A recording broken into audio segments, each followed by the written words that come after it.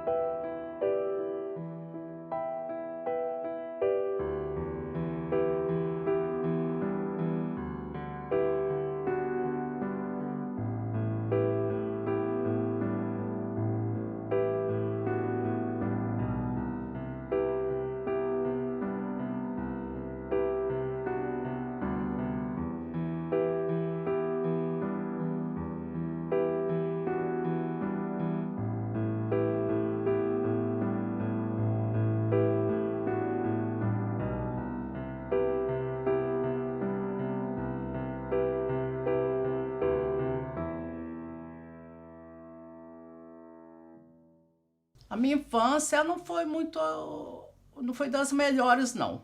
Mas também eu tive uma mãe que cuidou de mim até o tempo que eu fiquei em casa. Porque eu saí muito cedo de casa. Eu saí com a média de 8 anos para a rua. Enfim, para a rua não, para trabalhar. Dos 7, 10 anos, 8 anos, então eu já trabalhava assim, tipo assim, na casa de alguém. Como assim? Você vai lavar uma roupa, você... Não sei nem quanto que eu ganhava, porque o dinheiro não era passado para mim, eu não sei nem se eu ganhava. Com certeza ganhava, mas o dinheiro era passado para eles. Eu era ali como uma escrava, apanhava igual uma condenada, entendeu? Apanhava muito, não tinha infância, não podia brincar, não podia estudar. Com a minha mãe era muito boa. Com meu pai já não, porque ele achava que eu era fruto de uma traição, né? Ele, certa vez, jogou isso na cara da minha mãe, e aí o casamento dos dois, né? Eles viviam maritalmente dentro de uma casa, mas não dividiam o mesmo quarto, né? E aí isso se tornou um problema entre eu e meu pai, porque ele sempre achava que a causa de tudo era eu. Eu tenho pra mim que eu fui muito discriminada dentro de casa, porque como eu era filha adotiva, eu sou de um relacionamento fora de casa, do meu pai. Eu sou fruto de um relacionamento fora de casa, eu e minha irmã. E segundo boatos, eu pareço demais com a minha mãe verdadeira. Pareço demais. E aquilo ali caía a ficha em cima de mim. Estava em cima da laje lá em Niterói. E a laje lá de casa dá pra ver o Cristo Redentor. E o Cristo Redentor com os braços abertos, né? E a minha mãe subiu as escadas e me viu lá, né? que você tá fazendo aí? Eu falei, mãe, eu tô aqui. A senhora vai me bater, eu vou ficar aqui, sabe? Ela falou, você tá vendo aquele mundo lá? Eu falei, tô. É lindo, né? Eu falei, é. Mas põe o pé lá fora. Põe o pé lá fora, que não é o que você tá pensando. O racismo não existe só de branco para negro. Existe do negro para o branco. Porque ele me perseguia por eu ser loira e ele ser negro. E eu chamava ele de pai, porque o meu pai nunca me procurou. Minha mãe foi embora, separou do meu pai, me deixou lá e meu pai me pegou, me levou para casa da minha avó. Aí disse que ela queria porque queria me pegar de volta. E meus avós não deixaram. Aí um dia, passou um tempo, uns 2 anos, ela conseguiu convencer os meus avós e o meu pai a me levar para o Rio. A gente morava aqui em Bom Despacho. Me levar para o Rio para ela me visitar. Aí marcou encontro na casa da minha avó de criação. Aí Aí chegou lá, e minha mãe, eu lembro que minha mãe me deu uma maçã, me pegou no colo. Aí eu custei para ir no colo dela, já não lembrava dela mais e via minha avó como mãe. Aí pegou, ela foi despistando assim, aí foi andando, era um terreiro grande, sabe? E tinha um muro pequenininho assim.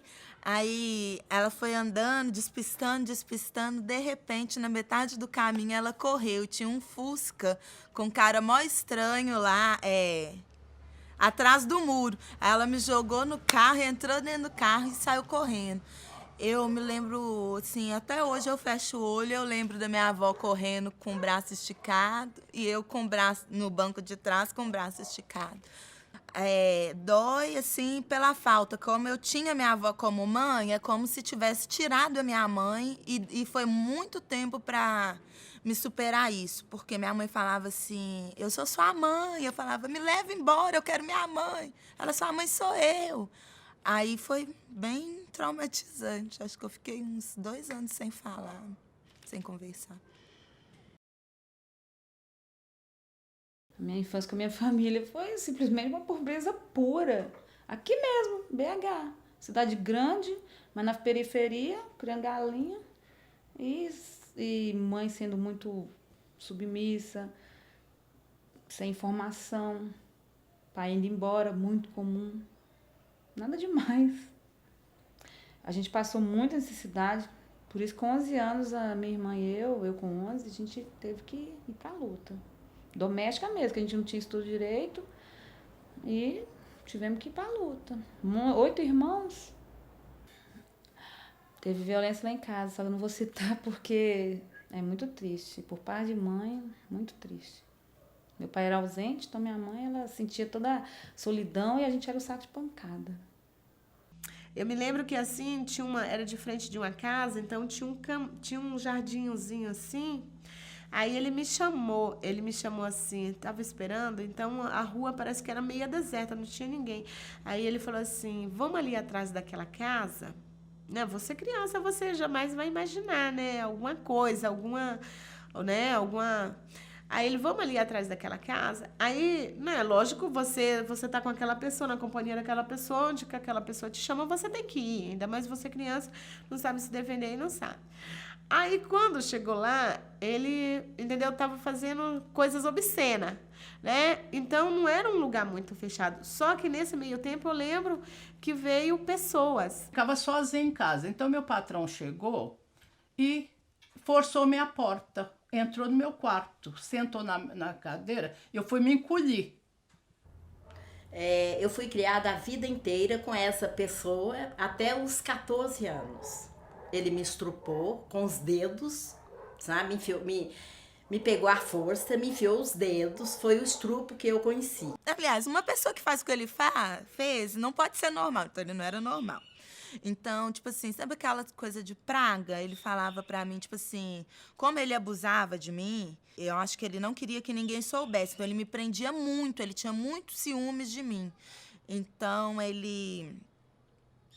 tudo que eu fazia de errado, assim, e ele tinha ajuda entre aspas, da igreja. Então, é porque na igreja você tem que usar roupa comprida e tudo, que era, acho que, tipo assim, para ninguém mais nem olhar, né? Eu tava na fase de adolescência e ele falava assim muito para mim, assim, quando ele tava com raiva ou se eu escolhesse uma roupa que não era de acordo, você tem o espírito da prostituição, entendeu? Tudo dele você tem o espírito da prostituição. E acho que isso fica em você, entendeu? E eu acho que também, é aquela coisa de você se sentir assim desprotegida. Eu lembro que uma vez eu perguntei assim para ele, tipo assim, porque na minha família é muito grande, então tinha muitas primas. Aí eu procurei saber se ele abusava só de mim. Acho que imaginei, será que ele faz isso com outras pessoas? Aí eu perguntei, ele falou assim: "Pô, suas primas, nunca, elas têm pai". Entendeu? Então acho que, sei lá. Isso dói. Com 15 anos, foi quando então eu comecei a conhecer aquilo que seria a prostituição. Foi uma porta que abriu. Fomos para a Cidade Livre. Aí foi para a zona. Aí a zona foi feia. Era aquelas moças com aqueles cortes no rosto, sabe? De navalha. Mas a gente não tinha noção do perigo que a gente estava correndo. Minha relação na prostituição veio muito em relação a uma coisa chamada ao preconceito. Primeiro, devido a ser um pouquinho gordinha, na época eu não estava conseguindo mais emprego. Então, eu não conseguia emprego, mas eu conseguia cantada. Aí eu cheguei a uma situação que eu estava rompida com a minha família, né? Eu não estava conversando com absolutamente ninguém. E ou eu fazia, digamos assim, o primeiro programa, ou eu voltaria para casa. Eu trabalhava numa república de empregada, entendeu? Aí, e essa senhora, ela alugou essa casa, era a casa dela, só que ela alugou para esses rapazes. E eu ia lá fazer a limpeza, enfim, eu trabalhava lá, entendeu? Aí ela foi, me conheceu lá. A senhora ela tinha mais ou menos uns 60, 70 anos por aí. Aí me chamou para ir, mas não me chamou para trabalhar de programa no Rio. Me chamou para trabalhar como empregada doméstica na casa da filha dela. Quando chegou lá, ela não era isso. Chegou lá, era para prostituir, entendeu? Era para fazer programa. O que me fez ir para prostituição foi a coisa mais boba, mais comum. O que me fez ir para prostituição é Olho Grande. Eu procurando emprego, vi lá 1.500 cruzeiros. Na época, uma moça, sabe, querendo crescer na vida, mas a base de dinheiro. Fui pra zona. 16 anos. Fui pra zona. Olha, o começo foi esquisito, né? Porque o primeiro programa que eu fiz, o homem era gordo, feio pra caralho. Posso xingar? Não, né? O homem era feio, gente, dava dó. Eu era bonitinha, eu era toda em pezinha, né? Era abre ala, né? Menina nova, carne nova na pedaço. E de vez em quando eu passava lá na rua lá de casa lá, e eu via minha mãe lá conversando com a minha avó. Olhava assim, mas eu nunca tive coragem de retornar para dentro de casa. Aí eu tô lá, assim, triste. Aí o cara me falou assim, por que você tá triste? Eu falei, porque eu tô sem emprego, fui despedida, não tem lugar pra ir, tô sem eira nem beira. Aí ele falou assim, eu conheço um lugar onde você possa trabalhar. Aí eu perguntei, sabe que na hora como você pensa assim, será que... homem? Como que esse homem vai me oferecer serviço se ele nem me conhece? Aí eu falei assim, em que lugar? Ele, não, eu tenho que te levar. Você não pode ficar sabendo agora. Na hora que ele falou isso, eu falei assim, será que é em algum lugar errado? Porque lógico. Aí eu falei assim, será que é em algum lugar errado, meu Deus? Eu falei assim, não. Ou você pega ou você deixa. Naquilo eu não conhecia ninguém, eu não tinha ninguém naquele momento. Eu falei assim, então... eu vou ver que lugar é esse. Ele falou assim, então a gente vai andando. Aí subimos a Avenida Augusta, atravessamos por um parque que tem ali na... Ai, esqueci o nome. Na Avenida Paulista e descemos a Frecaneca. Aí descemos a Frecaneca, chegamos em um lugar, em um casarão. Ele falou assim, é aqui. Eu falei assim, aqui? Aí, né, lógico, uma casa normal, né, como todas as outras, um pátio e tal. Aí ele falou assim, aí pegou, bateu. Quando eu cheguei lá no salão, eu vi um monte de meninas, né, tudo com roupinha curta e tal. Aí eu falei, nossa. Aí, lógico, você já tem uma ideia, mais ou menos, o que seja, né? Meninas bebendo, fumando e tal. Eu falei assim, o que é isso aqui? Ele falou assim, isso aqui é onde as meninas fazem programa e ganham dinheiro. Aí eu falei assim, não tem outra alternativa. Não tenho. Sem pai, sem mãe, não tinha mais ninguém. Eu falei, a única alternativa que eu tenho. Aí nisso a menina falou assim, perguntou pra mim antes disso, ele ia dizer o cafetão? Eu falei, o que é cafetão? Ela falou assim, é o homem que traz, aí você vai ter que trabalhar e você vai ter que dar uma porcentagem para ele. Aí eu encontrei uma